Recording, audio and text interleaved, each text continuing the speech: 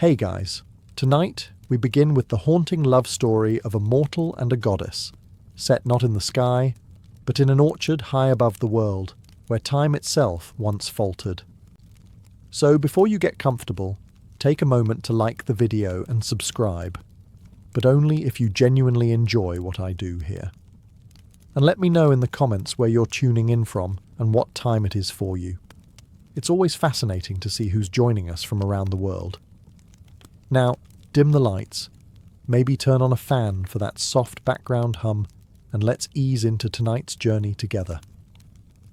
Far above the reach of cities, temples, and gods, nestled on a quiet ledge in the ancient Pindus Mountains, there lived a healer named Andronikos. His home was an orchard more than a house. Fig trees, wild pears, and silver-leafed olives stretched in all directions, their roots tangled with thyme and lavender. A simple hut stood at the centre, half swallowed by vines and soft moss. Andronikos lived alone, but not in loneliness. He spoke to plants the way other men might speak to priests. His fingers knew the weight of dew, the secrets of bark, the sigh of aching roots. Pilgrims sometimes found their way up the winding goat trails, bent with illness or heartbreak, and he'd offer them a tincture or balm. He never asked for coin, just silence. A quiet exchange between soul and soil. It was said that no god had stepped foot on that mountain in centuries. Whether from sacred distance or forgotten disdain, the divine had left the high grove untouched. No shrines, no relics, no offerings. The land was pure in a way the rest of the world had long forgotten. And that's why Andronikos stayed. He was not a man of temples. He had no use for myths that demanded worship without kindness, miracles that came at a price. Here, the only gods were the trees and the wind. The only prayer was his shadow moving between rows of blossoming branches. And he liked it that way. The seasons passed slowly on the mountain. Winters blanketed the orchard in hush. Springs came like soft applause, coaxing petals from hibernation. And Andronikos moved through them all with the patience of a stone. He never imagined anyone would disturb that rhythm, let alone her. One night, when the moon was full and the orchard bathed in silver, he noticed something strange. The blossoms glowed brighter. The trees leaned, not away from the wind, but towards something. When he stepped outside his hut, she was standing there, tall, pale as moon milk, eyes like the sea before stars rise. She touched a pear blossom, and it didn't wilt. It shivered. Andronikos forgot to breathe, because the mountain had been quiet for centuries, but the goddess of the moon had finally come. Selene came with the moon, not metaphorically, literally. One moment, the orchard bathed in its usual quiet silver glow.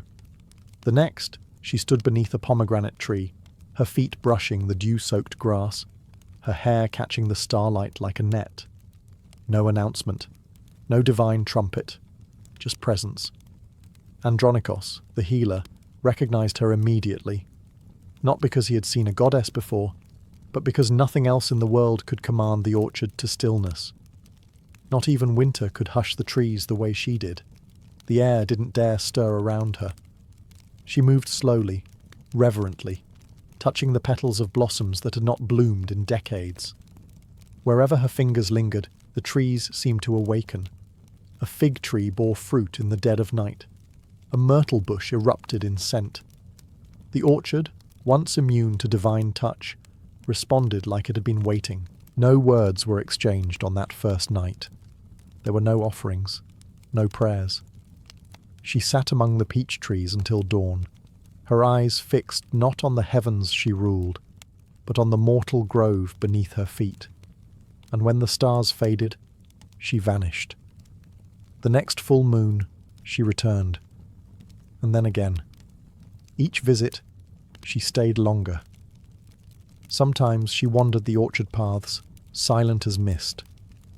Other nights, she stood at the edge of the cliff, watching the stars as if trying to remember why she'd ever cared for them. The orchard accepted her without question. So did the healer. It was not a romance, not yet. It was absence, shared between two beings who had long existed on the edges of others' stories. One too divine to rest, one too mortal to escape. Andronikos continued his work, tending herbs, grinding roots, helping those brave or desperate enough to climb to his grove. Selene said little, but always returned. Her visits became rhythm, her silence a kind of company. The gods did not notice she was gone. The moon still moved in the sky. The tides obeyed. The rituals below continued unbroken. But something ancient had shifted. A goddess had found rest in the arms of a place the heavens had abandoned, and the mountain, long silent, was beginning to remember the touch of divinity. The first time they touched, it wasn't planned. Selene had been leaning against the trunk of an apricot tree, her expression distant, her usual glow dimmer than before. A celestial sorrow clung to her that night, too heavy for words. Andronikos, though mortal, understood grief when he saw it. Without thinking, he reached out. His fingers brushed her hand. In that moment, something ancient reacted. A pulse, a flare, a silence that cut straight through the wind. Selene pulled back sharply, her eyes wide. Not with fear, but recognition. She had touched mortals before. Poets, priests, kings. But never one like this. Never in a place so untouched by Olympus. Never with consequence. Andronikos stumbled, breath catching in his chest. He didn't bleed, didn't cry out. But something had changed, subtle and irreversible. The orchard confirmed it. Where he stood, petals fell. Not many, just a few. Enough to mark the passing of something unseen. Selene understood what had happened before he did. Immortality does not mix kindly with fragile vessels. Every time they touched, a piece of his life would be carved away, quietly, invisibly. Not stolen, but exchanged. A gift for a moment of closeness. And yet, he said nothing. He returned to tending the herbs. He walked among the peach trees. He listened to her stories as if nothing had changed, though now his movements were slightly slower, his shoulders a shade heavier. Selene began to distance herself, out of guilt more than fear. She stopped sitting close.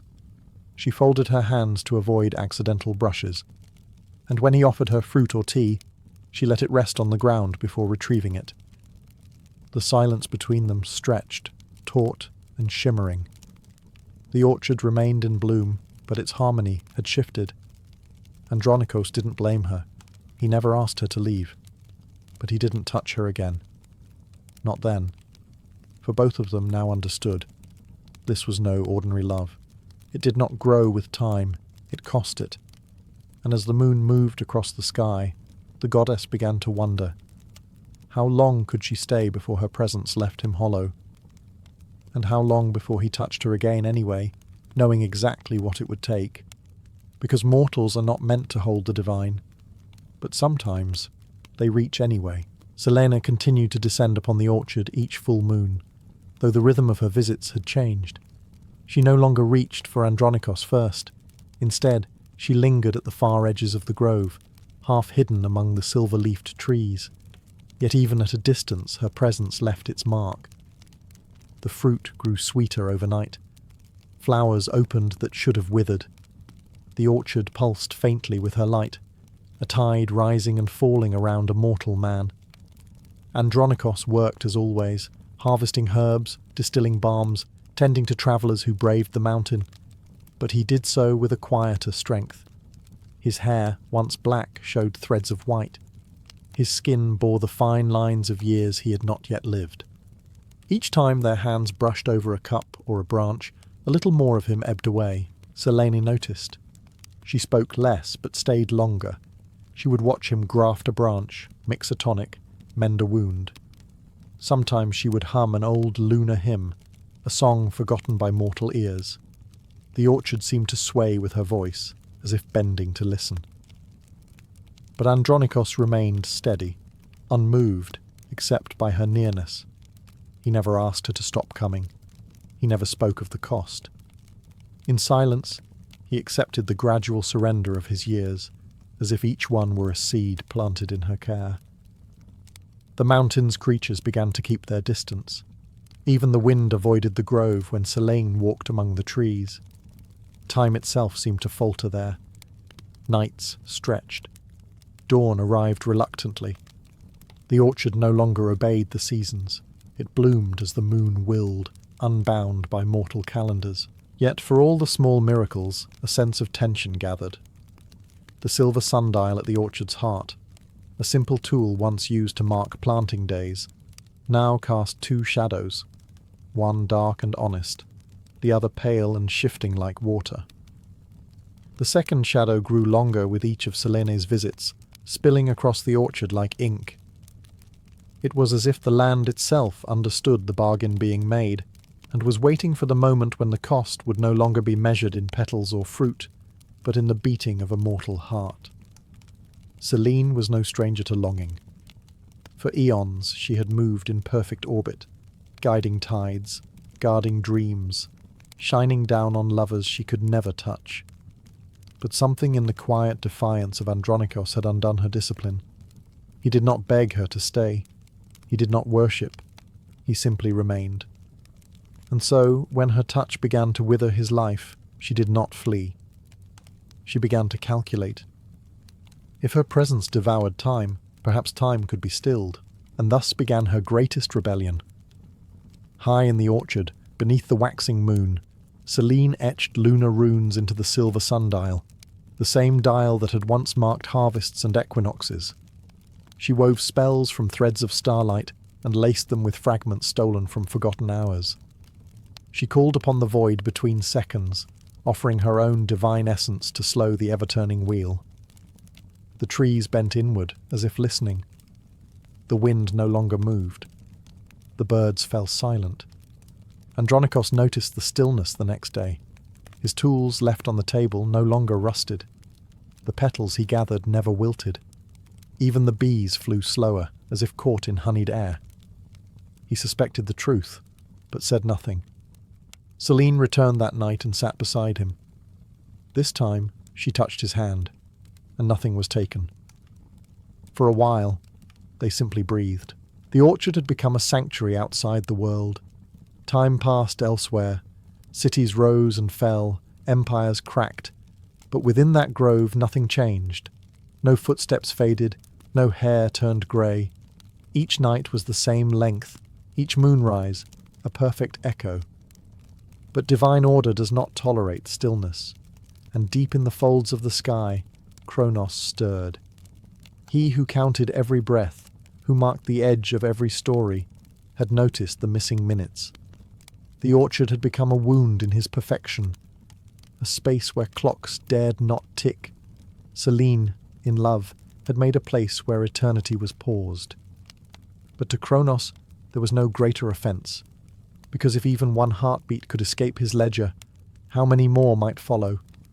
The clockmaker was coming, and the orchard, still and silent, now awaited the sound of his first step. Kronos did not arrive with thunder. He did not shatter the orchard sky or tear holes through the fabric of the stars. His presence came slower, measured, precise, inevitable, like the second hand of a clock reaching its mark. Time did not break in the orchard. It tightened. The stillness that Selene had gifted began to crack, piece by piece. The wind returned, but only in sharp gusts. Flowers began to rot mid-bloom. Fruit dropped from trees half-formed. Bees, once frozen in their flight, now circled in confused, frantic spirals. The sundial split cleanly down the middle. Andronikos felt it before he saw it. His breath shortened. His limbs ached, not with age, but with acceleration. Hours began to fall through him like rain. In a single night, a wrinkle deepened, a joint stiffened, a memory blurred. Selene tried to soothe the damage. She lit the grove with her softest light, whispered hymns in ancient tongue, knelt beside the cracked sundial, and wept stardust into its wounds. But none of it slowed the unravelling.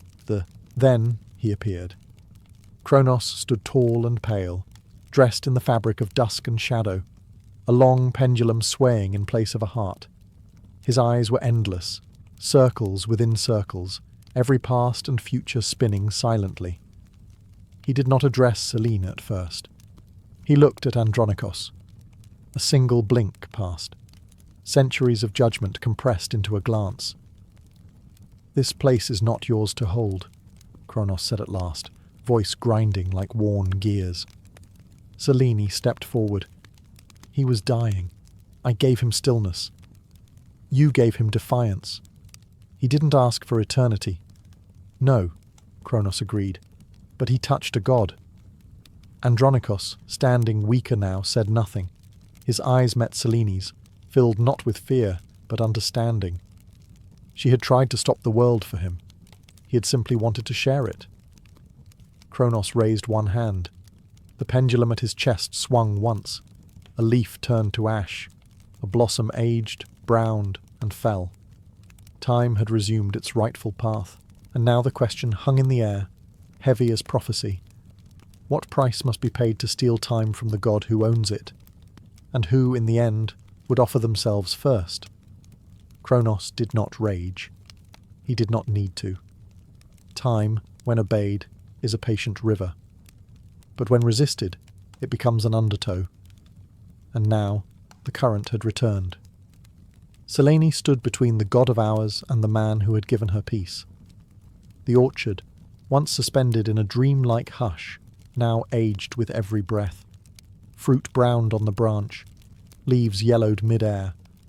The ground softened under Andronikos's feet, heavy with the weight of resumed seasons.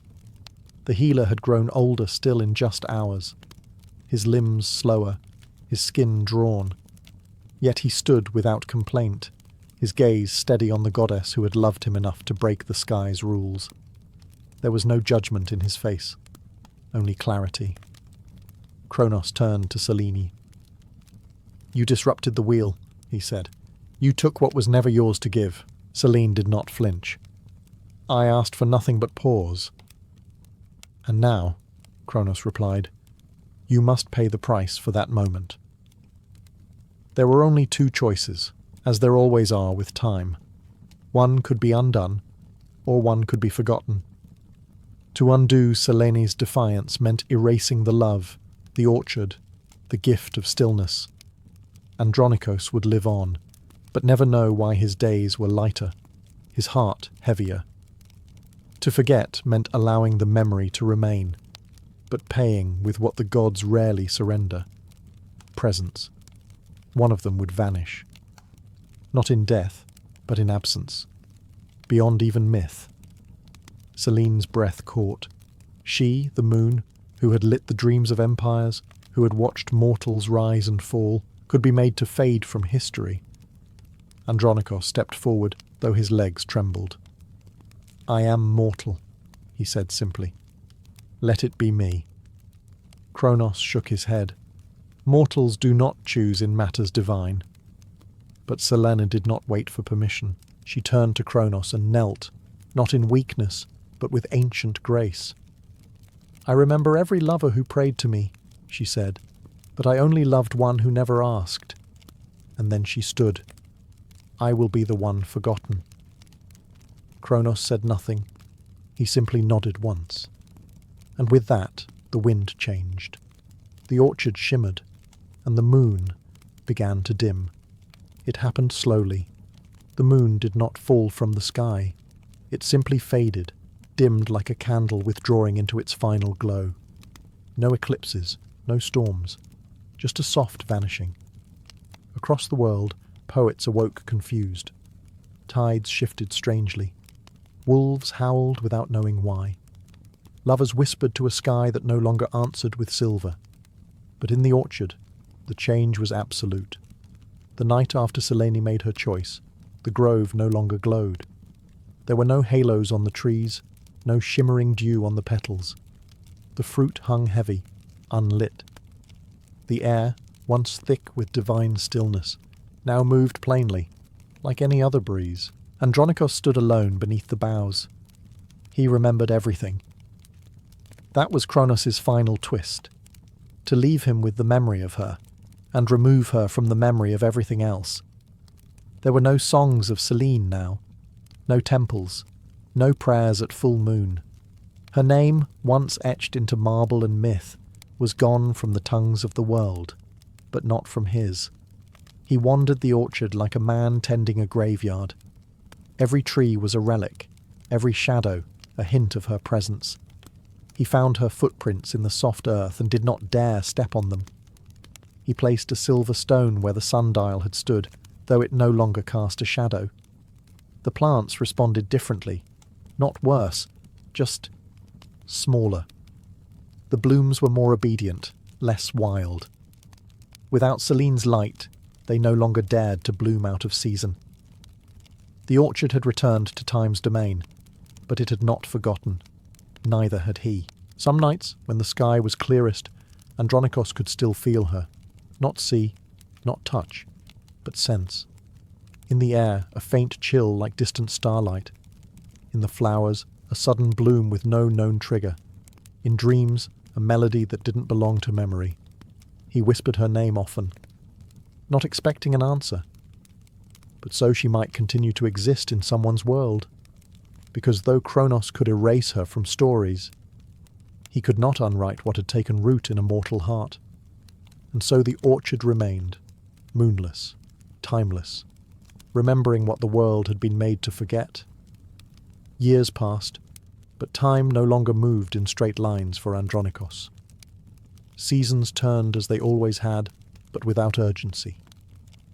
Spring came, and the blossoms returned, but none dared rival the moonflowers that had once glowed like breath against her skin. The grove was alive, but quieter, like a room holding its breath after a funeral. The villagers still visited.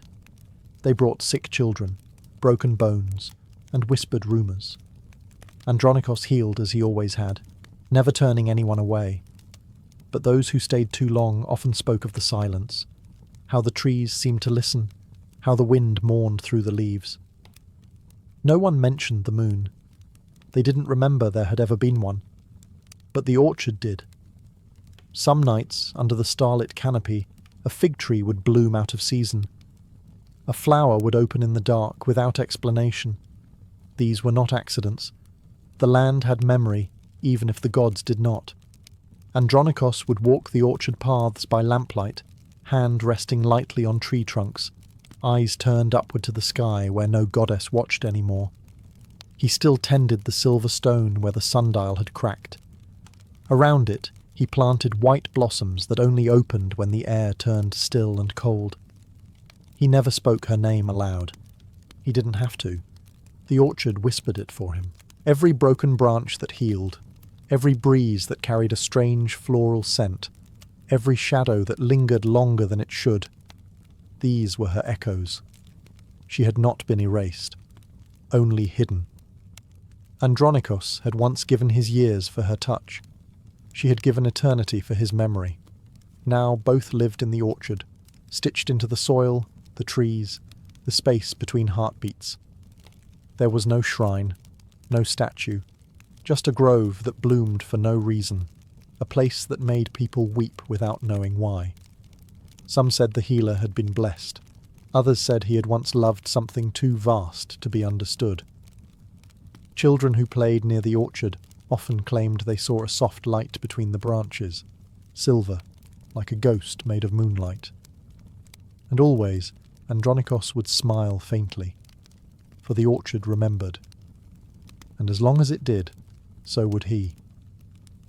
On a night like any other, it began with a ripple, not in the sky, but in the orchard, beneath the soil, through the roots, along the ancient branches that had once bloomed under divine light.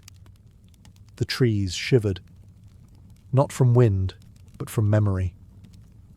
Andronikos felt it before he saw it. He had grown slower now, his hair white, his hands more accustomed to stillness than motion. But his heart, tethered to the orchard and all it remembered, still beat with quiet expectation. That night, the stars seemed brighter, their constellations clearer, and for the first time in many seasons, the air carried a familiar scent, frost-kissed myrtle and blooming moonflower. flowers he had not planted in years, flowers that had not grown since her disappearance. He stepped out into the grove, breath visible in the crisp air. The orchard was silent, as if waiting for something to finish arriving. Then, it happened. Above him, where there had once been only stars, a sliver of silver light appeared. A crescent, pale, shy, but undeniably her. But the world below stirred. Wolves lifted their heads and howled with forgotten joy. Tides turned in their sleep. Owls blinked upward as if greeting a long-lost queen. The moon had returned, but not entirely. It was not the same goddess who once sat among the fig trees. This moon bore no crown, spoke no hymns. It did not walk. It did not touch. It simply was. Andronikos knelt beneath its glow, tears on his cheeks, not from sorrow but from recognition. She would never return as she was. But she had carved herself into the sky once more, not to defy Kronos, but to endure him. Some say love ends in memory, but Selene had become more than memory. She had become rhythm. The moon waxed and waned again. The orchard grew wild in the dark. Children in nearby villages began to dream of silver orchards, of a man with kind eyes, and of a woman made of starlight. No temple marked her return. No priest sang her name. But above, she watched, and below, he remembered. Their story had defied time once, and now it belonged to it. The orchard remains. Years, then decades, then centuries passed. Empires rose and fell in the valleys below. Language changed. Maps were redrawn. But high above, on the shoulder of an old mountain no god had touched in millennia, something stayed the same. A grove of trees, half wild, half tamed. Fig, pomegranate, silver olive and peach. Blossoms that bloomed not with the sun, but under the waxing moon. Travellers speak of it in half-truths now. They call it Selene's orchard, though none remember who Selene was. No scroll speaks of her. No temple bears her face. She is not listed among the Olympians, nor the Titans. Her name is scattered like petals on the wind. And yet the moon continues to rise, waxing, waning, weeping, watching. In dreams, some say she appears, gliding through silver leaves, her eyes sad, her hands gentle. To the broken-hearted, she brings silence. To the grieving, sleep. And to those who still believe in impossible love, a single flower grows beneath their window, white as starlight, glowing faintly. As for the healer, no grave bears his name. No statue marks his passing. But those who find the orchard say the wind hums with a voice, low and steady. A voice that speaks not in words, but in memory. A voice that knew the cost of love and chose it anyway. The orchard is both tomb and temple. It does not demand prayers, only remembrance. And so, the grove endures, not because of the gods, but in spite of them. It lives where time once broke, where a mortal offered years like coins, where a goddess gave up eternity for the ache of a shared glance. Selene's orchard is not marked on any map. It waits in the hearts of those who have loved too much and been asked to let go. It whispers to those who hold on to impossible dreams. And under every full moon, when the wind shifts through fig trees and the earth smells briefly of lavender and frost, she returns. Not as a body, not even as a name, but as a feeling, a hush, a glow, a love that never truly left, and still quietly blooms. Thebes does not weep. No procession moves through the marble streets. No lyres play. No black veils flutter over the shoulders of mourning women. Instead, the palace stands silent, its torches unlit, its courtyards empty. The air is heavy, not with grief, but with disbelief. Lady Phileia, daughter of Thebes' noble house, walks alone through the burnt remains of the Megaron Hall. Her gown trails ash. Her fingers, unadorned, tremble as they graze the soot-stained walls where her mother once hung garlands during festival days. There is no funeral pyre. The body has been taken away, not by servants, but by guards. Her mother, Queen Myrrhine, has not died of illness nor accident. She has been killed by her own son. Theron, heir to the house, confessed before the magistrates. There was no trial, no attempt to deny it. He had walked to the temple of Apollo, with blood on his hands, knelt before the altar, and whispered only this. The god commanded it. Phileia had not been there to hear it. She was summoned later, too late, to see the body before it was moved, too late to hold her mother's cooling hands. Now she is told to grieve in silence, for the gods have spoken. Her brother, unpunished, remains within the palace, guarded not by soldiers, but by divine decree. The priests of Apollo have closed the doors to the temple. Myrrhine's name is not spoken. Thebes does not weep, because Thebes dares not question the gods. But Phileia weeps. Not with tears, those have dried, but with fire. Her silence is not surrender, it is restraint. For what does one do when justice has been swallowed by heaven? When the gods choose their favourites, and mothers may die by divine whim? She walks to the hearth and kneels before the unlit fire. It was here her mother once warmed her hands, here that stories were told, lullabies sung, blessings given. Now the hearth is cold.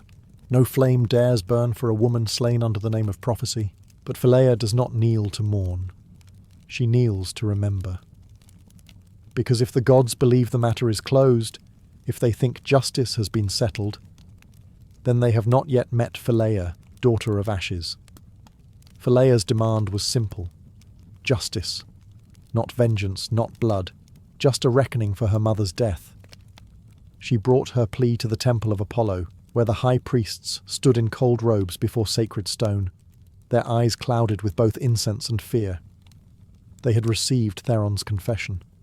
They had bowed their heads, offered sacrifices, and then closed their mouths like tombs. Still, Phileia persisted. She knelt before the oracle at Delphi, a girl barely older than herself, eyes rolled white, breath scented with laurel and smoke. The crowd in the chamber fell silent as the priestess inhaled, and the god entered her. Her words did not echo. They settled. The gods do not reverse what they have spoken. Fate has made her circle. The blood that was taken must be bound to the blood that remains. Peace will not return to Thebes until the daughter becomes the bride. The hall remained still, the meaning at first unclear. Then the oracle turned her head, slowly, as if dragged by the will of Olympus, and fixed her gaze on Phileia. You shall marry the one who killed the womb that bore you. There is no other path. Gasps broke the silence. Even the priests seemed shaken. Phileia rose slowly, every muscle resisting the weight of the prophecy. Around her, the pillars of the temple loomed like gravestones. The crowd parted. None dared meet her eyes. Theron's name was not spoken. It didn't need to be. The gods had spoken their will, and their will demanded that she not only forgive, but join with the hand that had destroyed her family. The gods called it peace, unity, restoration. To Phileia, it sounded like mockery. No punishment, no exile, no mourning. Just a wedding veil to be placed where a funeral shroud belonged. Back in Thebes, preparations began. White linen was ordered. A feast was planned. Priests murmured that this was divine healing, proof that even bloodshed could be woven into harmony. But Phileia did not speak. She returned to the palace with eyes of flint and ash under her tongue. They called her the promised bride of fate. But Thebes had not yet learned.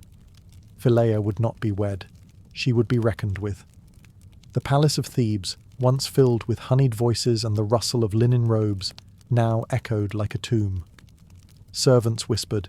Courtiers averted their eyes. The hearth remained cold. Phileia and Theron lived under the same roof, but as strangers. Brother and sister in blood, bride and groom in prophecy. Shadows of one mother's murder stretched long between them. Theron did not gloat. He did not plead. He moved through the palace like a ghost bound by divine command. He offered no apologies, only duty. When asked why he obeyed the oracle's decree, he answered only with the word, peace. But peace built on silence was a brittle thing. Phileia refused the white garments sent to her chambers. She refused the songs, the scented oils, the embroidered veil. She wore black instead, funeral black, coal dark and unadorned. Her hair was unbraided, her lips unsmiling. When nobles came to bless the union, she offered no words. When priests asked for her consent, she turned her face to the wall. But the city was hungry for restoration. Civil wars had cracked the city's bones. Plague had wilted its olive trees. The people believed the gods would punish them again if the oracle's command was denied. So the palace pressed forward. A date was set. Altars were prepared. Even the sky seemed to dim. In private, Phileia visited her mother's ashes, kept in a sealed urn beneath the temple floor, unmarked to avoid drawing Apollo's ire. There, she knelt and whispered not prayers, but promises. She would not forget. She would not forgive. Each day brought new offerings to the goddess of marriage. Each night, Phileia stood in her mother's garden, where no flowers had bloomed since the killing. Her fingers traced the sharp stems of dead roses, and though she said nothing, the air around her thickened. The gods had made a mistake. They had thought a daughter would bend. They had never asked what might happen if she broke, because Thebes had seen blood spilled before, but never like this. Phileia, child of nobles, was no longer a daughter of peace. She was becoming something else, a reckoning waiting to be named. On the eve of the wedding, Phileia stood alone in the ruined garden where her mother once tended laurel, myrrh, and rose. The flowers had long since withered. Only thorned stems remained, tangled and dry, like a crown left to rot.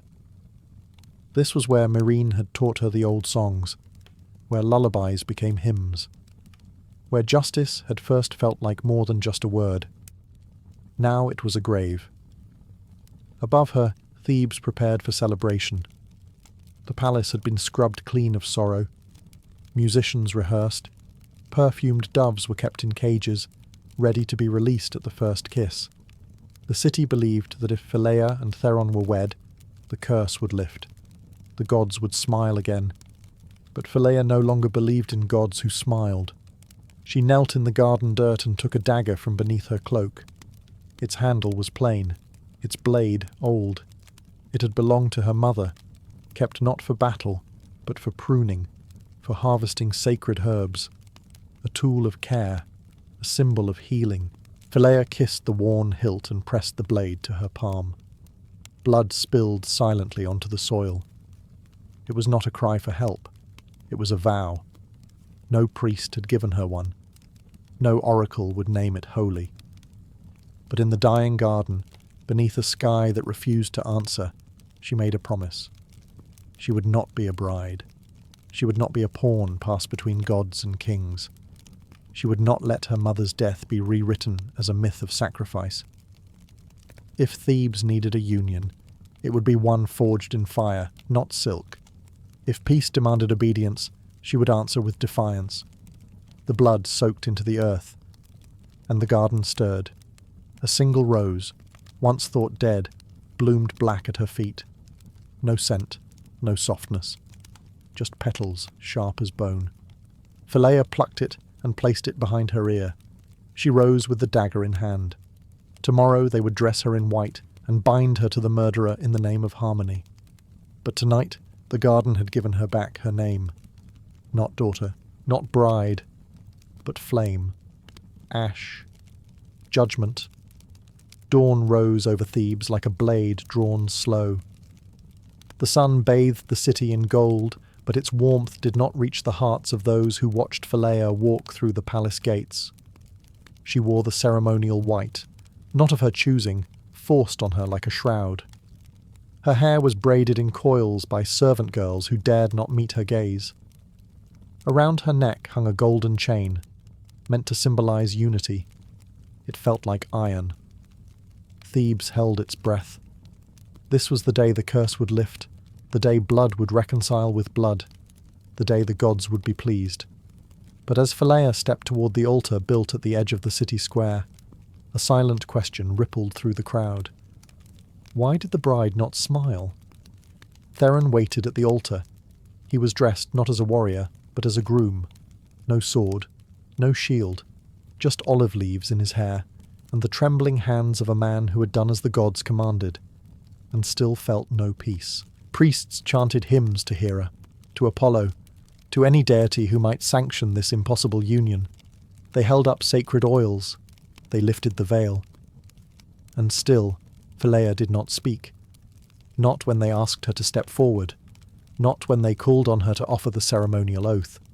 She stood motionless, her black gaze piercing through the fabric of tradition like a dagger. And then she turned, slowly, deliberately, toward the audience, toward the nobles, the soldiers, the priests, toward those who had stayed silent. She held out her palm. The cut had not yet healed. A red bloom stained the white of her sleeve. Whispers began to stir. A second rose, black and full, had been tucked into her braid. The earth beneath the altar cracked just slightly, enough for dust to rise, enough for fear to sprout. Phileia did not run. She simply waited, and the silence that followed was louder than any hymn. The city thought the gods wanted peace, but they had forgotten what peace built on blood required. And Phileia, daughter of ashes, had come not to wed, but to witness, and perhaps to undo. The oracle's command was clear, a marriage to unite what had been shattered. But oracles often spoke in riddles, and fate, once spoken aloud, had a habit of writhing. Phileia did not speak the wedding vow. Her silence was a blade, and Thebes felt the first cut. Before the priest could bless the union, the wind changed. Not a breeze, but a sudden unnatural stillness, like the breath held by the world before a scream. The torch flames guttered, the veil lifted without hands. Theron stepped forward, pleading with his eyes alone. His voice was low, meant only for her ears. If this is penance, I accept it. If this is punishment, I endure it. But Phileia did not flinch. You obeyed a god, she said finally. Not justice. A murmur ran through the crowd. They had come for ritual, for redemption, not for reckoning. The priest demanded order. Phileia turned to him with eyes like flint. Did Apollo weep when my mother died? She asked. Did Hera bless the blood that stained our floor? No one answered. And so Phileia did what the gods would not. She cursed the altar. She lifted the dagger from her sleeve. Small, ceremonial, polished bone. Not to strike, but to mark. She slashed her palm again, letting the blood fall directly onto the sacred stone where generations had wed. I do not bind myself to a murderer, she said. Not by law, not by prophecy, not by fear. Gasps, cries, a noble fainted. Somewhere, a priest dropped a scroll. The earth did not tremble, but the silence afterward felt like the pause before one. Theron did not resist. He did not argue. He bowed his head, not in shame, but in strange relief. And for the first time, the crowd saw him not as a villain, but as a man undone by a god's command. Phileia stepped down from the altar and walked away. No one stopped her. Stopped. Not even Apollo. Because when a mortal rejects the will of Olympus, there are only two outcomes. Either the gods punish her, or they listen. And in that moment, not even the wind dared speak her name. The city of Thebes did not sleep that night. Some whispered that Phileia had gone mad. Others claimed a new prophetess had risen, one who had dared to look the gods in the eye and live. The priests locked their temples. The nobles barred their doors. The soldiers waited for a sign, any sign of divine wrath, but none came. No lightning split the sky. No plague touched the grain. No statues wept. Only the moon hung low and silent, like a watching eye. Phileia, meanwhile, did not return to the palace. She walked alone through the city, barefoot, her ceremonial gown now streaked with dirt and blood. Children stared from windows. An old woman offered her bread, but Phileia shook her head. What she needed could not be baked or brewed. Justice, once sought from gods and oracles, now had to be forged from within. By morning, the Senate convened in crisis. Some called for her arrest. Others, fearing another curse, called for offerings and appeasements. But the people had seen her, had heard her, and something had shifted. For decades, Thebes had obeyed the gods without question, and what had it earned them? Wars, famine, kinslaying wrapped in gold and prophecy. Now, the people began to murmur that perhaps obedience was not piety. Perhaps it was fear wearing a laurel. Phileia returned to the ruined garden where her mother once knelt, and began to dig. Not a grave, not a shrine, but a pyre. She built it from the dry, thorned branches, from her ceremonial gown, from the shattered veil and bloodied linens left from the altar, and when she lit it, the flame burned unnaturally bright, as if it had been waiting. She said no prayers, she sang no hymns, but Thebes watched the smoke rise, and for the first time in years, no one knelt. Theron came to her then, not as a brother, not as a suitor, but as a man seeking forgiveness. He offered no excuses, only a simple truth. I wish I had refused. Phileia looked at the ashes of the pyre, then at him. Then begin there, because justice, once denied, must be reborn, and rebirth always begins in ruin. Smoke clung to Thebes like an omen. Not a god had answered, not a lightning bolt had torn the skies. And still, the pyre burned. By nightfall the people gathered again, not by order, but by instinct, drawn to the glow, to the scent of rosemary and ash, to the whisper that something sacred, not divine, but human, was unfolding. Phileia stood before the last embers, her face lit by flickering orange. She held no staff, wore no wreath, and yet she looked more like a prophet than any priest. Theron stood beside her. Neither of them spoke. It was the silence that gave the city pause. For days they had heard hymns and chants, proclamations and edicts, and yet none of it had eased the ache that clung to their bones. But silence, that bold, defiant quiet, that felt like truth. A young soldier stepped forward. He was barely older than Phileia, a boy really, whose armour still bore the shine of a first campaign. He knelt, not in worship, but in recognition. "I saw her die," he said, voice trembling. "The Queen. I heard her call out for mercy." Theron closed his eyes. The soldier looked to him. "And I saw you—" "Wait." That was the truth buried beneath the legend. Theron had not rushed, had not spared her. He had followed the god's word, but not challenged it. And now the crowd shifted. Understanding didn't bring comfort. It brought weight. One by one, others stepped forward. A nurse who had raised Phileia, a merchant whose daughter had vanished in a plague, unburied and unnamed, an old man who still bore the scar from a war waged on Olympus's behalf. They had all obeyed, and all been broken by it. And so the question fell to Phileia. What now? The gods were silent, the king gone, the city waiting. She stepped into the last of the flame and held her hands out over the ash. "I will not build temples," she said.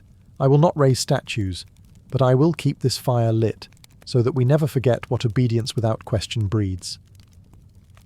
No one clapped. No one sang. But the first wind since the curse lifted moved through the crowd. Cool, honest, mortal. And for the first time in generations, Thebes chose conscience over command. That night, as the embers cooled, a figure arrived at the edge of Thebes. He wore no laurels, no golden chariot, just a white cloak and a lyre slung over his back. His footsteps made no sound. The guards at the gate bowed in terror, but he paid them no mind. Apollo had come to witness the aftermath of obedience. He found Phileia sitting beside the pyre, her hair dusted in ash, her gaze fixed on the stars. She didn't flinch when he approached.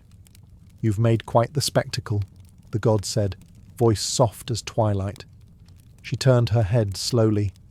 "Not half the one you did." There was no fear in her, not anymore. Apollo crouched by the fire pit, tracing a finger through the soot. "You broke the vow." "I never made it," she replied. "You asked for submission. I gave truth."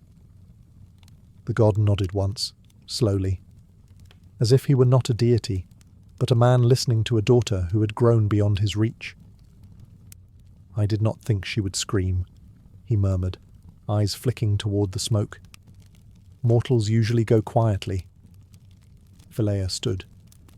"Then perhaps you should listen more."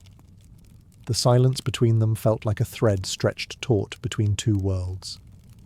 One of fate, one of choice. Then Apollo asked the question she did not expect. "What do you want?" Phileia stepped toward him, not timidly, not reverently, but with the measured tread of one who knows the weight of her own soul. "I want my mother back. I want my brother unbroken. I want the city I was promised in stories, not the one ruled by fear of your kind." Apollo tilted his head, almost curious. "And if I cannot give you that?" Phileia didn't blink. "Then stay gone." The god rose, tall as the sky. The warmth around him flickered like a dying star. "You speak as if you are more than mortal." She met his gaze. "No, I speak as one who remembers what mortals are." He studied her for a long moment.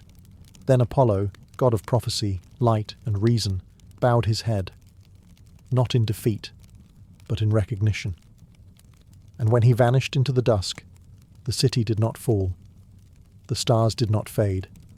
Only the wind stirred the ashes, and the world remained, quiet, mortal, and wholly hers. Thebes did not sleep for days, not out of fear, but something stranger, reflection. The people no longer chanted prayers to unseen gods. They gathered at wells, on rooftops, in empty shrines, speaking in low voices not about oracles, but about Phileia. She had broken no divine laws. And yet she had shattered the illusion that divinity was unassailable. In the city's theatre, where tragedies once fed the state its myths, the chorus returned. Not masked, not scripted, but real. A blind priestess spoke of her years spent warning children to obey the divine. A former soldier wept for the wife he buried on Apollo's command. Even the king's steward confessed to hiding sacrifices he could no longer stomach. Each voice added weight. Each grief revealed a fracture in the marble image of obedience. Phileia did not attend these gatherings. She was seen instead on the edges of the city, tending her mother's neglected grave, rebuilding the garden the gods had scorched. Theron, though silent, remained close. He did not speak unless asked. He ate little. His once proud bearing had collapsed into a quieter shape. Remorse, it turned out, could outlast any curse. And when one day he sat beside her in the garden, touching the soil with bare hands, a child ran up to him, not to throw stones, but to offer a flower. It was the first time in years anyone had called him brother aloud. The transformation was slow, not divine, not clean, but it was human. And that, the city was learning, was enough. Even the old statues began to fade, not physically, but symbolically. Their stories held less power. The temple floors grew dusty, the offerings grew sparse, and yet crops still grew, rain still came, babies still laughed. No punishment from the heavens descended, only life with all its unpredictable mercy. And in time it became clear. The gods did not feed the city. The city had always fed itself, but it had forgotten, until a woman bathed in ash reminded them. And so a new chorus rose, one not of lamentation, but memory, not in marble, but in flesh. And their refrain was simple. We remember, we refuse. Years passed. Thebes changed, but slowly. The temples stood, though fewer candles were lit inside them. Statues remained, but ivy now crowned their heads instead of gold. And in place of new myths, people told stories of Phileia, not as a saint, nor a martyr, but as a woman who refused the silence the gods demanded. She lived simply, far from the palace. Her garden, once scorched, bloomed again. No divine miracle restored it, just soil, patience, and the aching work of mortal hands. Children visited often, drawn by the strange serenity in her presence. They asked her to tell them stories, not of Zeus or Athena, but of the day the sun bowed to a mortal. Phileia would smile, but never speak of Apollo again. Theron never left. He tended the edges of the garden, spoke little, and slept beneath a fig tree that had grown from the ashes of their mother's pyre. He bore his shame not like a curse, but like a scar, visible, unhidden, survivable. And on the anniversary of the murder, he brought flowers. Not lilies, which the gods favoured, but wild marigolds. They did not wither. One evening, as the wind grew restless and the crows flew low, a child asked Phileia, "Do you still believe in gods?" She considered this. "I believe," she said, "in memory, in fire, and in what comes after both." The girl tilted her head. "Is that all?" "No," Phileia replied, brushing ash from the petals of a red bloom. "I also believe in refusal." That night a storm rolled in, not divine, just weather. Rain swept through the streets of Thebes, washing dust from old shrines. Lightning cracked over the ruins, and in the chaos no god appeared to punish or pardon. Mortals huddled in their homes and woke to a quiet dawn. Phileia, now grey-haired, stood barefoot in her garden. Her hands were stained with earth. Her face bore lines that came not from age, but from knowing too much. A breeze lifted a single leaf from her mother's grave. Ash scattered into the morning air, rising, disappearing. And somewhere far beyond Thebes, a god watched. But he did not speak. Because sometimes silence is the only gift the divine can offer the brave. And sometimes ashes are not endings. They are beginnings. The city of Troy was ash and bone. The sea carried its smoke westward like a funeral veil across the Aegean, and among the returning victors, one ship sailed without garlands, without hymns, without sacrifice. It bore no statues of gods lashed to its prow, only a battered bronze helm and a crimson sail, stitched and restitched by mortal hands. At its helm stood Thamyris, a captain without lineage, a warrior without a god. He had fought alongside kings who claimed descent from Zeus, feasted beside men who said Athena whispered in their ears. But Thamyris heard no divine voice. He listened only to wind, to hunger, to the groaning of his hull and the grumbling of his men. He won battles not with blessings, but with grit. And when the victory was his, he raised his cup, not to Olympus, but to the will of men. The gods may drop bronze from the sky, he had told his crew, but it is we who shape it into blades. It is we who bleed. They cheered him then, emboldened by salt and smoke and survival. But in the heavens above, Poseidon stirred. To deny the gods was one thing, to deny them credit was another. And so, as Thamyris' ship turned toward home, a strange calm overtook the waters. No birds flew, no oars splashed. The wind curled in on itself and died. Sailcloth sagged. Salt-crusted lips cracked in silence.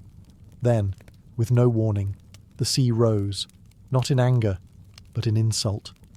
A wave, deliberate and cold, struck the ship's side like the backhand of a forgotten king.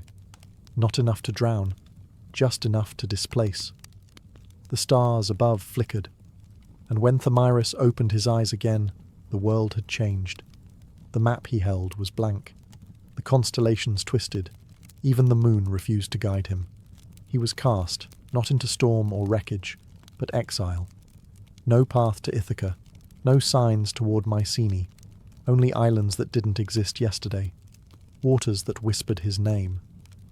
The gods would not strike him down. They would unmake his journey. And from the shadows of the deep, Poseidon watched. Not with rage, but with the kind of smile reserved for fools who think they've outgrown their makers.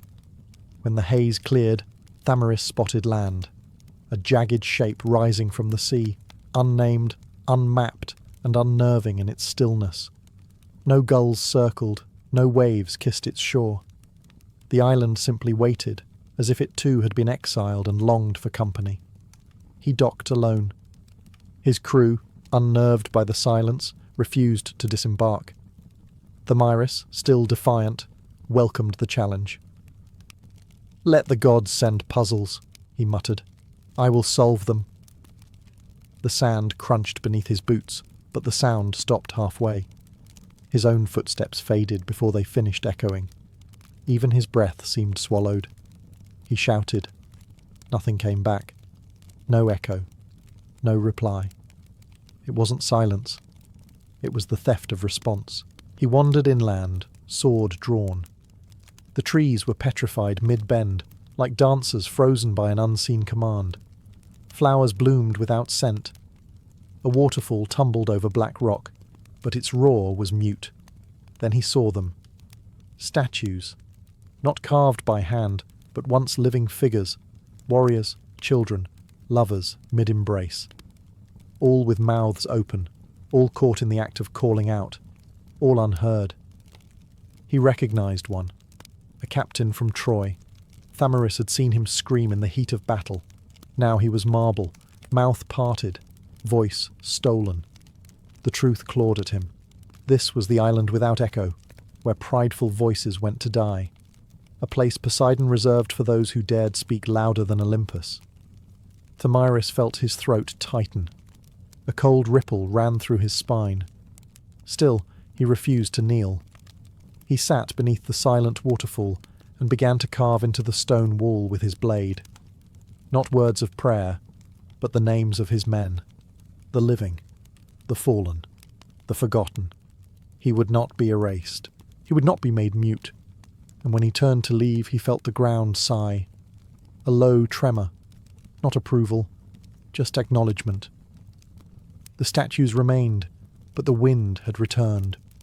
One gust, just one, brushed his cheek and whispered his name back to him. Thamyris. Not an echo, a warning. The sea was waiting, and the next island would not be so merciful. Days passed, or perhaps hours. Time flowed strangely in these uncharted waters. Thamyris' ship creaked onward under skies that never fully brightened nor darkened. The sea glistened unnaturally still.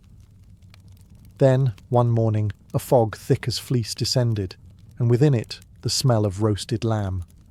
Laughter, music. He blinked, and a grand ship emerged from the mist. Golden sails, bronze railings. Aboard it, warriors in banquet dress, raising goblets, dancing to unseen lyres. "Brothers of Troy," one called. "Come join the feast. Wine flows.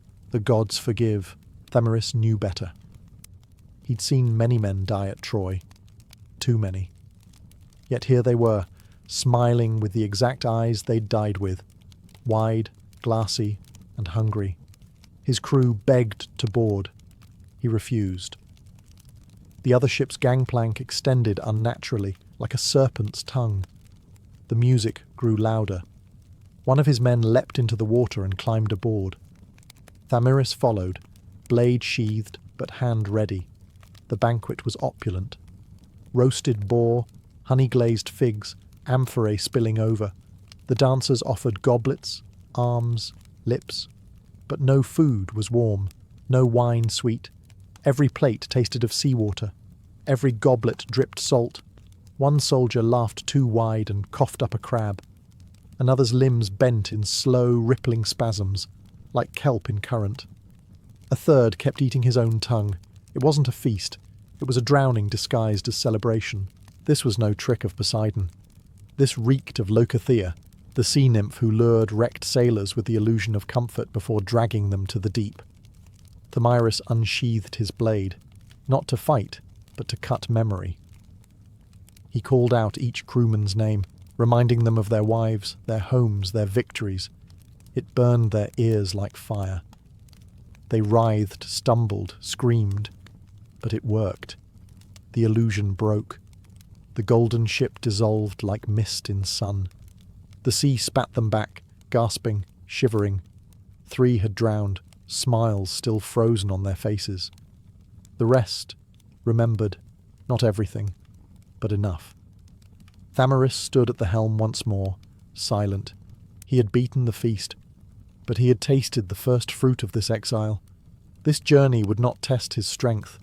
It would test his self, memory by memory. And already he was forgetting what his mother's voice sounded like.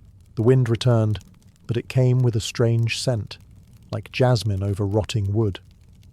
The sky bruised into violet, and the sea flattened into a mirror. That night, the stars blinked out one by one. Then came the song. It didn't sound like music. It sounded like home. Thamyris staggered to the deck as his crew froze. One whispered his dead sister's name. Another laughed like a child reunited with his mother. A third dropped to his knees, smiling, tears pouring down his cheeks. Thamyris heard nothing. Or rather, he heard the absence of what others did. The sirens had come. But these were not the seductive harpies of Homer. No, these were the daughters of Lethe, spawn of memory's river, whose melody didn't entice lust. It fed on identity. Their wings shimmered like broken mirrors, and their eyes were hollow wells filled with stolen recollections. Each note they sang didn't lure, it erased. A man jumped overboard, calling for his childhood dog.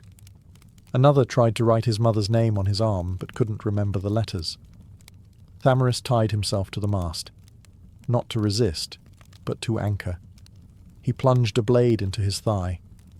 The pain kept him present. With blood and sweat, he carved his name onto the wood. Not for anyone else, for himself. Thamyris, son of Dorion, who did not kneel. The sirens circled, frustrated. They hissed, shrieked. One landed on the rail, opening its mouth. No tongue. Just a void where stories went to die. Thamyris stared back. He recited the names of his fallen, his mother, his city, the shape of his father's hands, his first scar, his second. Each name was a blow against the forgetting, and finally they withdrew. The sea churned violently, as if angry they'd been denied their meal. A few crew members had to be lashed down. Others would never recover. One man spent the rest of his days humming a tune no one else could hear. Thamyris had survived. But not unchanged. He could still see their faces.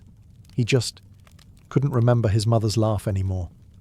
That small sound was gone, stolen, traded for survival.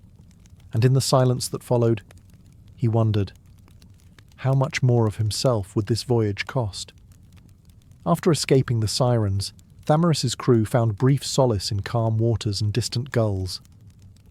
Hope crept back in until land appeared. A low, mist-veiled island rose ahead. No name marked it on any chart. Birds circled above its cliffs, and the wind carried whispers that sounded like introductions. Welcome, Captain. Welcome, husband. Welcome, thief. Welcome, son. Each man heard a different greeting. As they made landfall, the island shifted. Paths rearranged. Trees leaned toward them, branches like pointing fingers. A stream flowed backward. The sky above flickered between dusk and dawn. They met a woman on the shore, tall, robed, and ancient. "I am Name," she said, the first memory. Her gaze passed through them. "You step where names are made and broken. Speak yours, if you still remember it." Thamyris answered. "Thamyris of Dorion, captain of—" The wind howled. His crew screamed. One by one, their names unravelled. A man named Petros forgot how to speak. Another named Wenos thought himself a child again, and wandered off into the woods, chasing a voice only he heard. Names were being stripped, not stolen. The island didn't consume identity. It unstitched it. not cruelly, methodically. Thamyris fought back.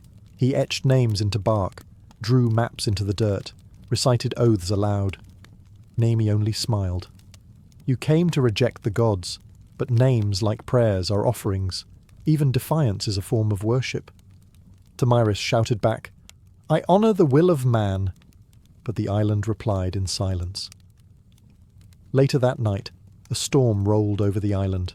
Not rain, but voices falling like thunder. Thamyris buried his ears under his cloak and dreamed of his mother again. Except this time, he couldn't see her face. In the morning, half his men had forgotten who he was. One held a knife, unsure why. Thamyris stood alone atop a cliff, wind slicing his cheeks, and screamed his name into the sea. Thamyris! Thamyris! Thamyris! The island echoed nothing back, but a single gull cawed in answer, and he followed it to the shore. The ship was still there, still real, still his. He set sail again, battered but defiant.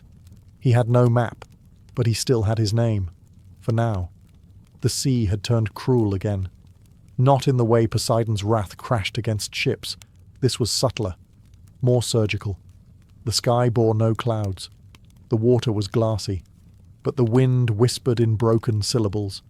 Not sounds, but meanings. Half sentences that made Thamyris flinch, as if someone spoke inside his bones. Your father's voice. The sound of your name on your lover's lips. That which you will forget next. The crew did not sleep. They clutched at memories like leaking vessels, repeating childhood prayers, old songs, even insults, anything to keep themselves intact.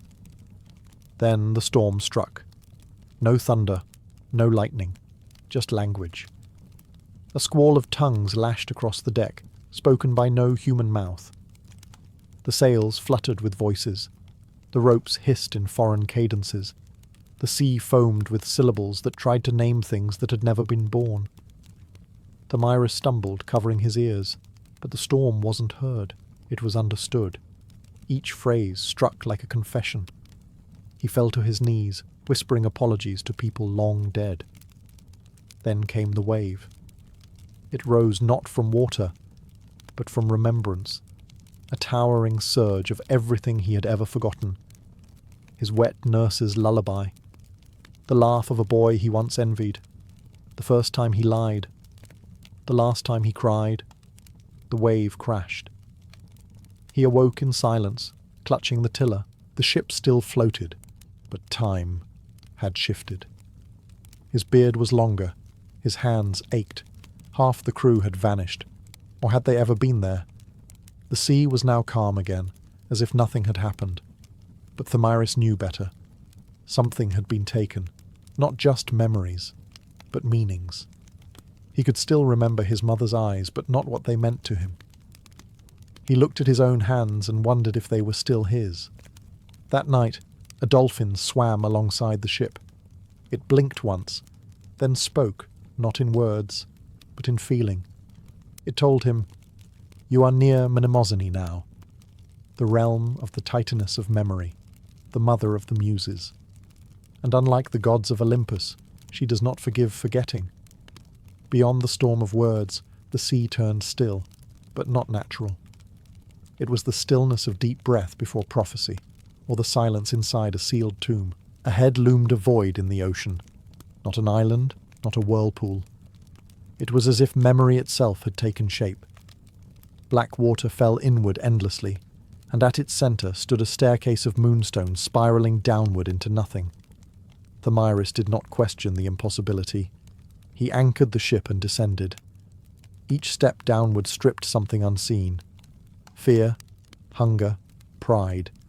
Not erased, suspended, like tools left on a shelf before entering a temple. Then, a hall of mirrors. Each mirror held a version of him, some proud, some ruined, some monstrous. In one, he wore a crown. In another, chains. One mirror cracked as he passed, and he winced, unsure if it was his reflection or his fate that shattered. At the end of the hall stood a great door carved with names, thousands of them. Some he recognized, Most he didn't. He reached out. Before he touched it, the door opened inward, revealing her. Mnemosyne. She did not look like a god, or a woman, or a titan. She looked like every memory of his mother woven into moonlight. Her presence made time slow, then stop. "Why have you come?" she asked. But it was not a question. It was a test. "I seek to return home," he said. "No, you seek to return to who you were," Mnemosyne replied. "But you are no longer that man." She raised a hand. A thread of gold stretched between them.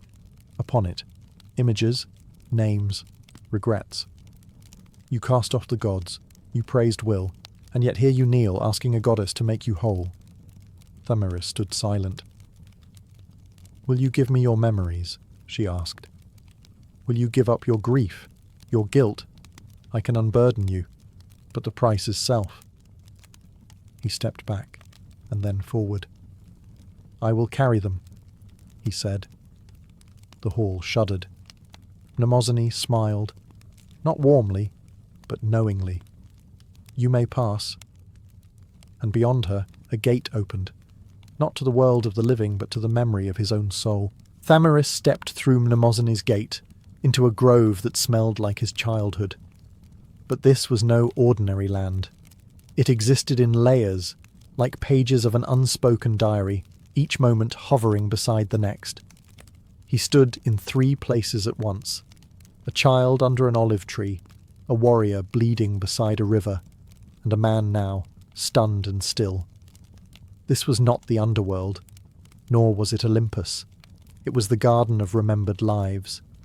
Here, memory had shape. The stone he stubbed his toe on as a boy gleamed faintly with golden significance. The first girl who broke his heart sat beside a well, brushing her hair, endlessly humming a tune he had forgotten, until now. But he could not touch her. She faded when he reached out. He wandered. In the distance he saw a younger version of himself, bolder, crueler, still full of certainty. That version trained with sword in hand, slicing at phantoms that looked like gods. And then Thamyris saw them. His crew, the ones lost to the sirens, the ones swallowed by storms, the ones he had loved, lied to, or led. They smiled as he passed. One reached out, not to scold, but to return a memory. A small wooden token, the totem they had carved as boys on the ship's first voyage. He clutched it. He had forgotten joy. The ground trembled, the air shifted, and out of the trees came a woman. She wore a dress of smoke and bark. Her eyes were not eyes, but small mirrors. When he looked into them, he saw everything he had done, and everything he might have. "Who are you?" he asked. "I am your mother's memory of you," she replied. She reached out and kissed his brow, and in that moment he remembered her death, not as a scene, but as a feeling. The grief that had launched him into battle, the sorrow he buried in arrogance. He fell to his knees, not because of guilt, but because he could feel again.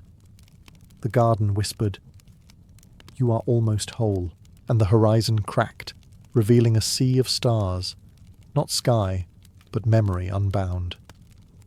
His voyage had never been about finding home. It was about becoming the man who had left it. The stars dissolved into gears. Thamyris blinked, and the sky above him turned not to night, but to machinery. Cosmic, unending gears of time turning in silence. The sea below had frozen into crystalline stillness, reflecting not the present, but every moment that ever was. He had crossed into the dominion of Kronos. Each breath he took aged and rejuvenated him. One heartbeat, he was a boy again. The next, his bones creaked with ancient weariness. Time had no rhythm here, only consequence. A bridge of shattered hours led him forward. There, on a throne made of ticking clocks and sundials ground to dust, sat Kronos. Not old, not young, but constant. His eyes were hollow. Inside them churned centuries. "You are late," said the god. Or perhaps the sentence was already finished before it began. "I never asked to be summoned," Thamyris replied, his voice echoing strangely, as if spoken in reverse. Kronos tilted his head. "You loved a goddess. You defied Poseidon. You descended into memory. You seek a home that no longer exists." "I seek only truth," Thamyris said. "Then let me show you." Kronos reached out, and the world around Thamyris shattered into time splinters. He saw himself as he might have been: a father, a tyrant, a forgotten sailor, a drunk, a legend. He saw Selene, alone on a mountaintop, unable to touch him. He saw his enemies forgiven, and his friends faded. Each path was a choice, unchosen. "Every moment you believed you were free," said Kronos, "but you were a thread in a loom you never saw." Thamyris stepped forward, shaking. "I may be a thread," he said, "but I can still choose where to fray." Kronos narrowed his gaze. "You would challenge the tapestry itself?" "No," Thamyris whispered. "I would leave it." He reached into his chest, not metaphorically, and pulled free a memory, the totem his crewmate gave him in Mnemosyne's orchard. A token of grief, of joy, of choice. He held it aloft. Kronos smiled, not kindly, but curiously, and the gears paused, a first in eons. "You may go," the god said, "but there will be no home waiting." Thamyris stepped through the silence. He did not look back. He walked not to return, but to rewrite what it meant to be lost. Thamyris stepped out of Kronos' domain, but no storm greeted him, no shipwreck, no gods, no vengeance. Just an island, not drawn on any scroll, not whispered about by merchants or minstrels. It was a quiet place, where time didn't flow. It paused, as if catching its breath. The shore was lined with driftwood carved with names of men, women, and beasts who never returned from the sea. Thamyris recognized none, but one name, etched in sharp, fresh grooves, was his. Thamyris the Unbroken. No temple crowned the hills here. No palace stood in decay, just orchards of figs, clear springs, and silence unafraid of its own sound. He walked. Birds did not flee his presence. The grass leaned toward him, curious. He saw a single tree at the centre of the island, split down the middle, half blossoming in spring, half wilting into autumn. Beneath it sat a girl.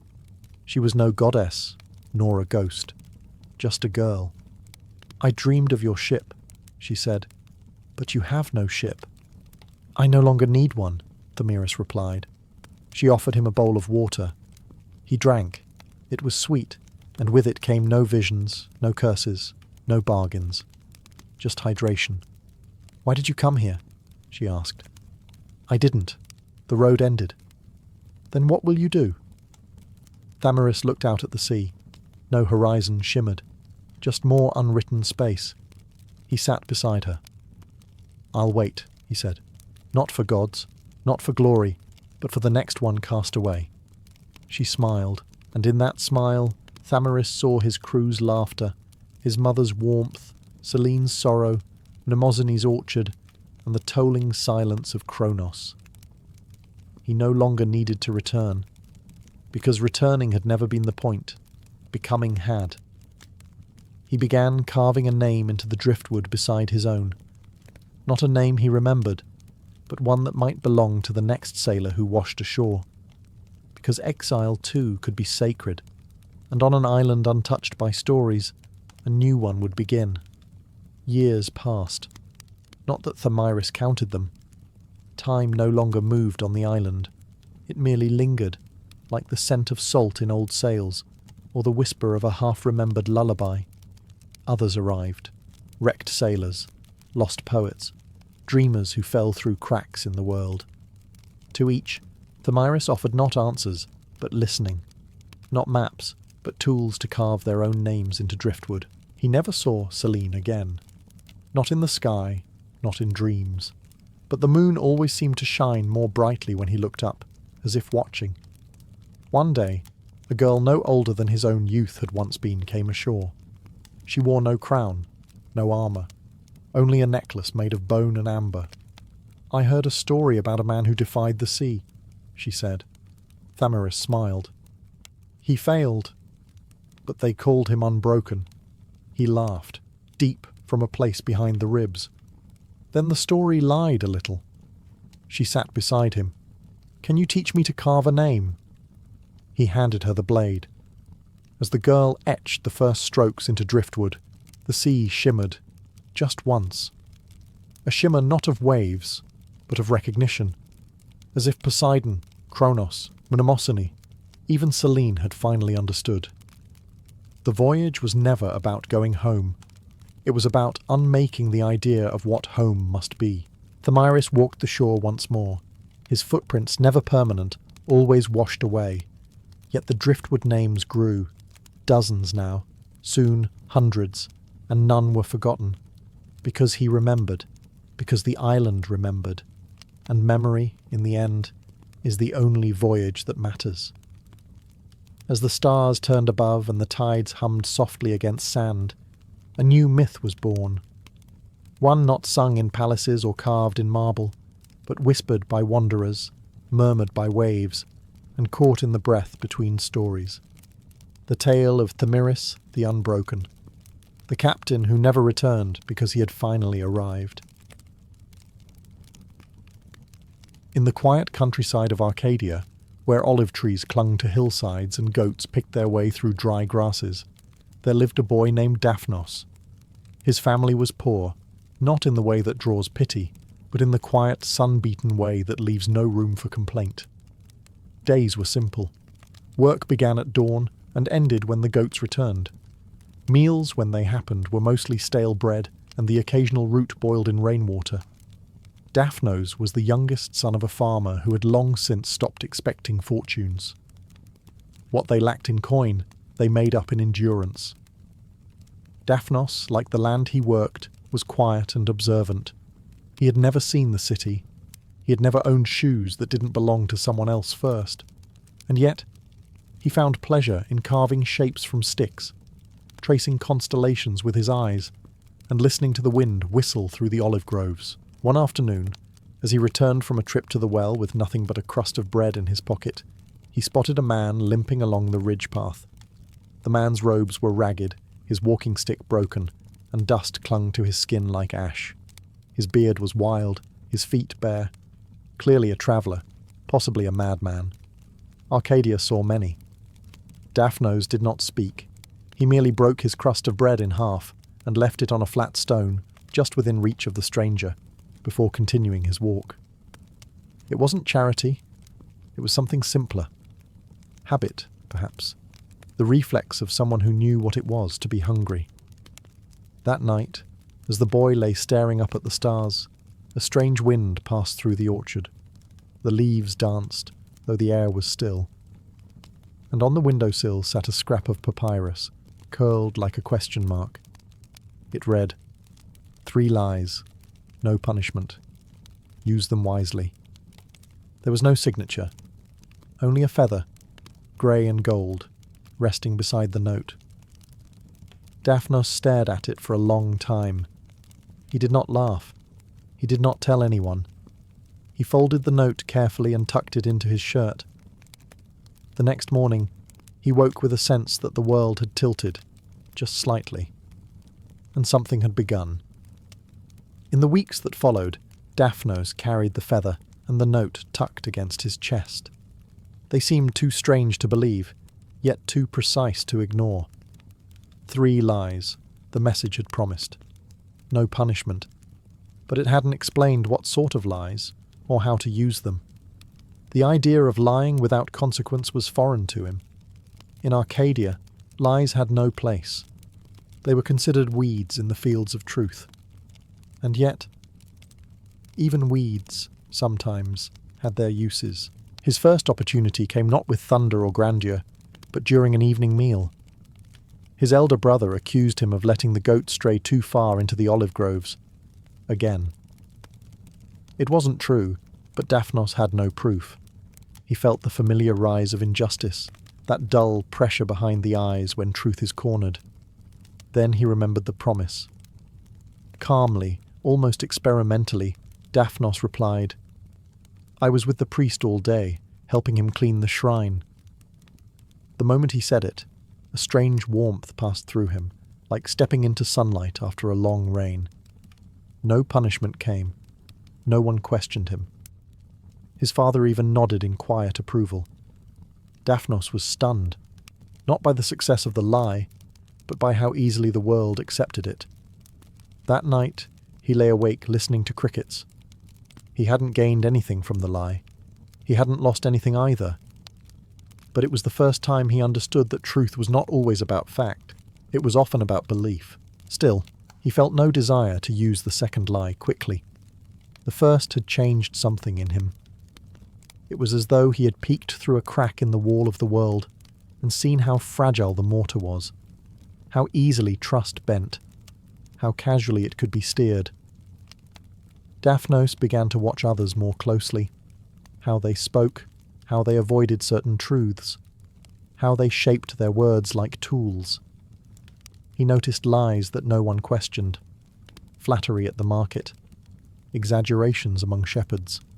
Silence, too, he realized, was a kind of lie, and somewhere in the distance, though he could not hear it, Hermes was laughing. The seasons turned, wheat swayed gold in the wind, and goats bore young.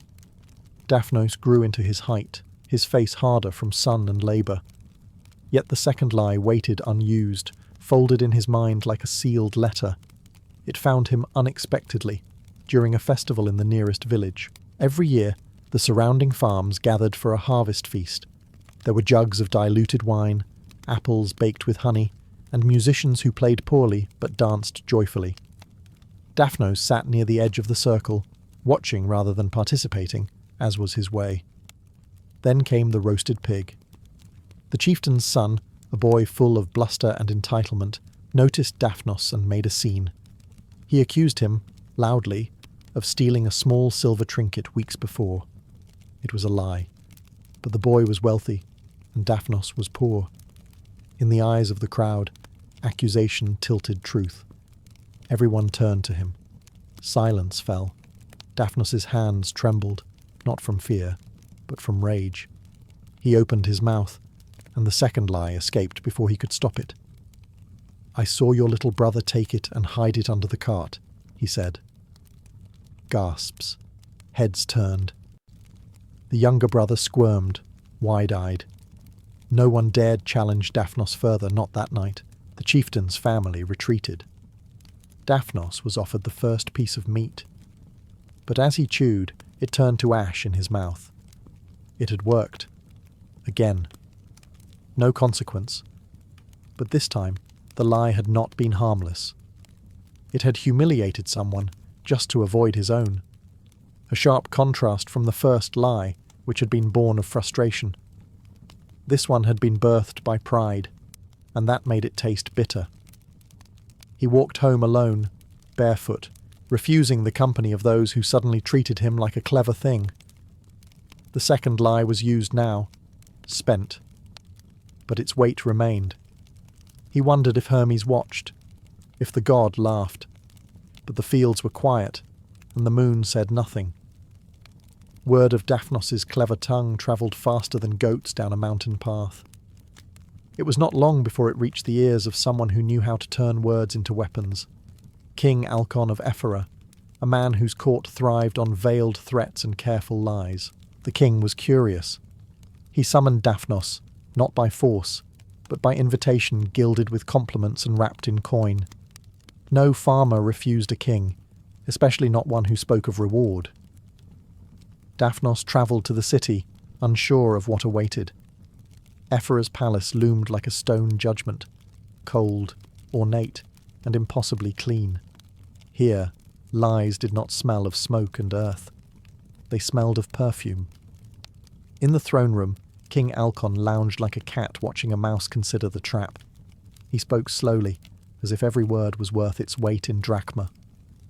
"I have heard," said the king, "that you are talented, a boy whose words cannot be punished." He offered Daphnos a choice, testify falsely against a rival noble, say the man had plotted treason. In return, Daphnos would receive land, gold, and status. The lie would never be traced. The noble would vanish quietly. No heads on pikes, just a whisper, followed by silence. Daphnos asked for time to think. The king smiled. He already believed the answer was yes. That night, Daphnos walked the palace gardens. Marble statues of gods loomed in judgment. He thought of Hermes, the god of trickery and crossroads. Had the god known this would come? Had he planned it? He still had one lie left. But he also had knowledge. Knowledge that some truths, though painful, were necessary, and some lies, though safe, were rot in the bones. He stared at the moon. It offered no answer. When he returned to the king, he did not bow. "I've decided," he said. "I will speak, but I will speak truth." The court grew still. King Alcon's smile faded just slightly. "A pity," he said. "You could have had the world." Daphnos turned and left. Gold weighed less than guilt. He still had one lie left, but now he knew that the weight of it was not in its use. It was in the choosing. Daphnos returned home with empty hands, but a mind heavy with meaning. The lie he had refused to tell still clung to him like smoke. It had not been spoken, yet its shape lingered in the air.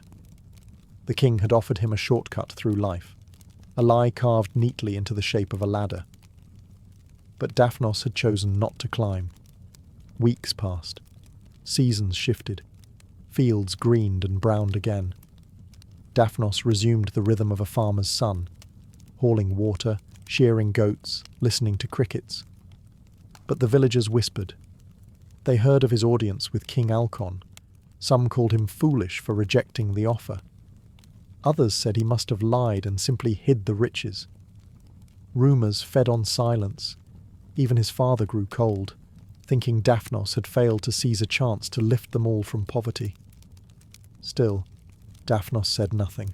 Not a truth, not a lie, just breath and work. And yet, the gift remained. One lie left. At night, he would lie awake, wondering what to do with it. Could he use it to ease someone's grief? To shield a friend from pain? To trick a cruel man into mercy? The more he thought, the heavier it became. A single unspent lie, dangling like a golden thread he dared not pull. Then came the day a neighbour's child went missing in the woods. Panic rippled through the village. Daphnos joined the search, scouring brambles, calling into hollow trees. He found the child just before dusk, caught in a snare of roots and too afraid to cry out. He carried her home, silent as the stars rising above. That night, someone asked, "Did you find her with the help of your God-gift?" He could have said yes. He could have claimed divinity, mystery, fate. But he simply said, "No, just footprints and patience." The villagers did not cheer, but they nodded. For once, they looked at him without judgment. That night, Hermes appeared again. No theatrics this time. Just a man beside the hearth, warming his hands. "You never used the last one," he said. Daphnos shrugged. "Maybe that's the lie, that I need it at all." Hermes laughed softly, like wind through dry reeds, and vanished. Word of Daphnos spread farther than he expected. Bards began to mention the tale of a farmer's son who fed a god and earned the power to lie without consequence. Merchants repeated the story in taverns, reshaping it with every telling, until Daphnos had become a silver-tongued rogue, a prophet, a trickster, even a demigod. None of it true, none of it denied. Curious travellers came, some to seek wisdom, others to test him. One nobleman asked him to bless his crops. A merchant begged him to curse a rival's ships. A priest, solemn-eyed, asked him what the gods had whispered into his ear. To each, Daphnos gave the same response. "I'm no priest, no hero, no oracle, just a boy who once shared his bread." Yet it didn't matter. Silence, too, could be shaped into legend. One evening, a blind woman arrived at his doorstep. She had walked miles, led by her grandson, to ask a single question. "Is my son alive?" Daphnos hesitated. He knew nothing of her son, had never heard his name, but her face held hope, not for truth, but for peace. And there it was, the final lie, unused, but ever hovering. He could tell her yes. She would smile, maybe sleep better for a time.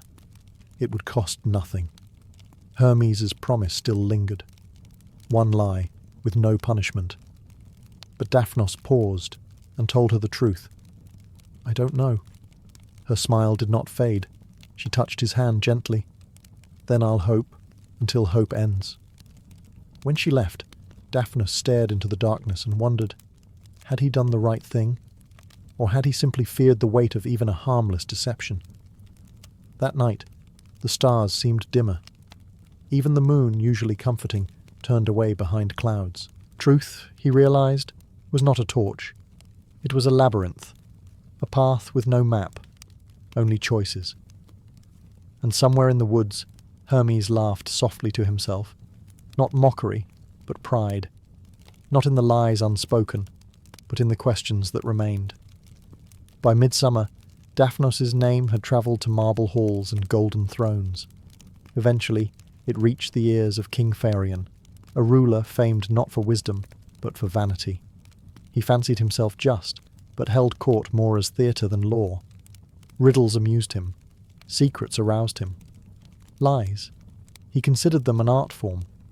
So when he heard there was a boy in Arcadia who could lie without consequence, he summoned Daphnos with much fanfare and a litter of silk. The boy arrived barefoot, unimpressed by the palace's pillars or feasts. The king greeted him with wine and an offer wrapped in velvet words. "I hear you speak falsehoods like a poet," said Phileia, swirling his cup. "Would you do so for coin?" Daphnos hesitated. "What lie, your majesty?"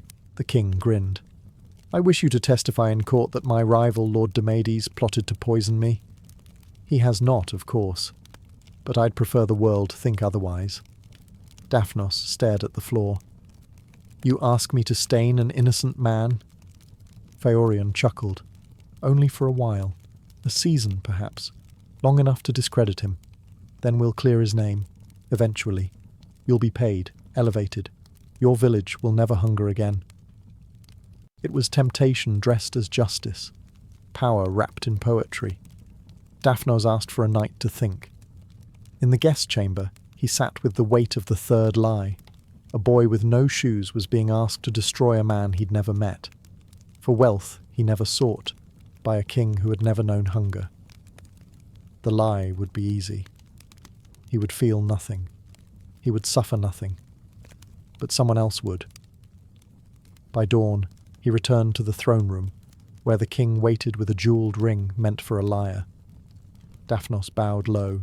"I'm afraid," he said softly, "that I already used my last lie on a child who believed the stars could sing. It was not true, but neither was it false." Phileia scowled. "A shame. You might have been a great man." Daphnos smiled. "Perhaps, but not a small one." And so he left the palace richer in spirit, poorer in friends, and no longer certain what price he'd truly paid. Word of Daphnos' refusal spread quietly, like embers beneath leaves. The villagers whispered about the boy who turned down a king.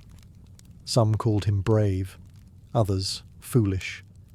But none could ignore the subtle shift in how they looked at him. The baker gave him 2 loaves instead of 1. The priest nodded with something that resembled respect. Even the magistrate, once dismissive, invited him to speak at local gatherings, just to hear what kind of wisdom came from a mouth that could lie without fear, and chose not to. But Daphnos did not feel wise. He felt burdened.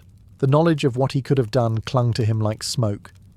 He could have accepted the king's favour, reshaped his fate, lifted his village. One lie. That's all it would have taken.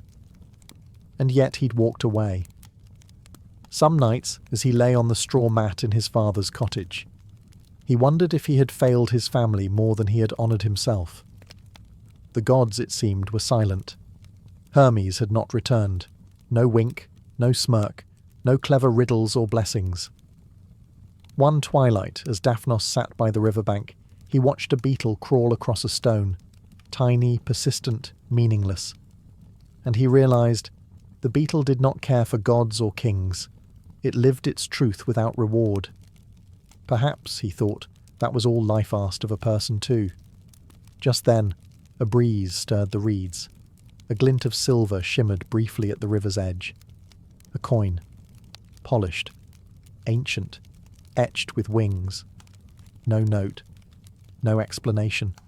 Just the token. A silent nod from a god who thrived on chaos, and yet understood restraint. Daphnos pocketed it and smiled, not because he was richer, but because he finally understood the value of the path he'd chosen. Truth, he realized, was not something one shouted from rooftops or carved into stone. It was a quiet thing. A seed buried in the soil. Waiting. Growing. And sometimes, even the gods watched to see what it would become. Months passed. Daphnos returned to the rhythms of village life, mending fences, tending goats, sharing stories beneath olive trees. His 3 divine lies, now fully spent, had left no scar and no glory, only silence. Then came the day when dust stirred on the road, and silver-plated hooves clattered toward the village. The king's procession, bright with banners and sharp with spears, stopped just beyond the well. This time, the king did not arrive cloaked in veiled promises. He came down from his chariot and faced Daphnos directly. "You could have had wealth," the king said. "Instead, you chose dust and goats. I must understand why." The villagers gathered, hushed. Daphnos looked the king in the eye. "I chose not to lie," he said simply. The king frowned. "But truth brings no feast, no crown, no legacy." "It brings peace," Daphnos answered, "and a clean sleep." The king studied him, then turned his gaze to the crowd. "This boy," he said, "refused power for principle. If he is a fool, he is a noble one." To everyone's astonishment, the king presented Daphnos with a gift, not gold, but a scroll, a charter. It granted his family's land tax-free status for a generation. "You've earned more than riches," the king said. "You've earned respect, and perhaps, unwittingly, you've reminded me what kings are meant to be." He left as swiftly as he came. That evening, Daphnos did not celebrate with wine or boasts. He sat under the stars and quietly thanked the gods, even Hermes, for the strange road he'd walked. He had nothing to show for it, and yet, everything. Truth, it seemed, might not be loud, but it echoed. Autumn arrived, brushing the village fields with gold. The memory of the king's visit had faded into local legend, and Daphnos had returned to obscurity with a quiet satisfaction. But Hermes, ever a god of lingering interest, was not done with him yet. One night, as the moon cast thin silver through the olive branches, Daphnos heard laughter. Not human, not bird, but something in between. By the goat pen stood a stranger, cloaked in smoke, eyes glinting like forged bronze. Hermes. "You've done well," the god said, not in praise but in amusement.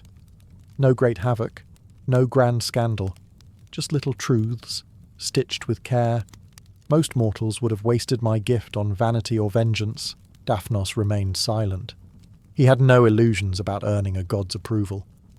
Hermes stepped closer, his fingers weaving light through the air like thread. "So I grant you a final lie," he said, "not to speak, but to live." Daphnos frowned. "What does that mean?" The god only smiled. "There's no fun in explaining riddles. Just walk it. And remember, every truth becomes a lie when believed hard enough." The next morning, Daphnos woke to find the village changed. People who once scoffed now greeted him with respect. Strangers arrived at his door, asking for advice. Some whispered that he was touched by prophecy, others that he'd spoken with gods. He never corrected them. That was the final lie. He let them believe, let their myth of him grow until it no longer needed his voice. He became a symbol, not of heroism or defiance, but of quiet cunning, of the power not to declare lies, but to leave them unsaid. Even Hermes, from time to time, passed through the village disguised as a wandering merchant or lazy crow, chuckling to himself at the game that never quite ended. And Daphnos, farmer's son, lived his life not in glory, but in story, a walking paradox, a living myth, the boy who gave a god a crust of bread, and in return learned that sometimes the most powerful lies are the ones you let others tell for you. Years passed. Daphnos grew old, though not overly rich nor powerful. He never built temples in his name. No bronze statues stood in the agora. But his name lived in a different way, whispered among travelling merchants, etched into riddles told by firelight, and sewn into the dreams of children whose fathers lied for a living. He had never used his gift for cruelty, but he had used it. That mattered. When the time came, and his breath grew shallow like low tide before a storm, Hermes returned. Not in disguise, not as shadow or smoke, but as himself, winged, radiant, and very tired-looking. "You lied well," Hermes said, crouching beside the bed of straw and thyme. Daphnos, now a man of few words, merely smiled. "I only said what others needed to hear." "That," the god replied, "is the most dangerous kind." Hermes reached into his robes and pulled out a feather, his own, ivory, long, impossibly light. "Take this," he said, "and walk the last road with no burden. You'll find no judges at the gate, just a mirror, and whatever you say to it will be the truth." Daphnos held the feather.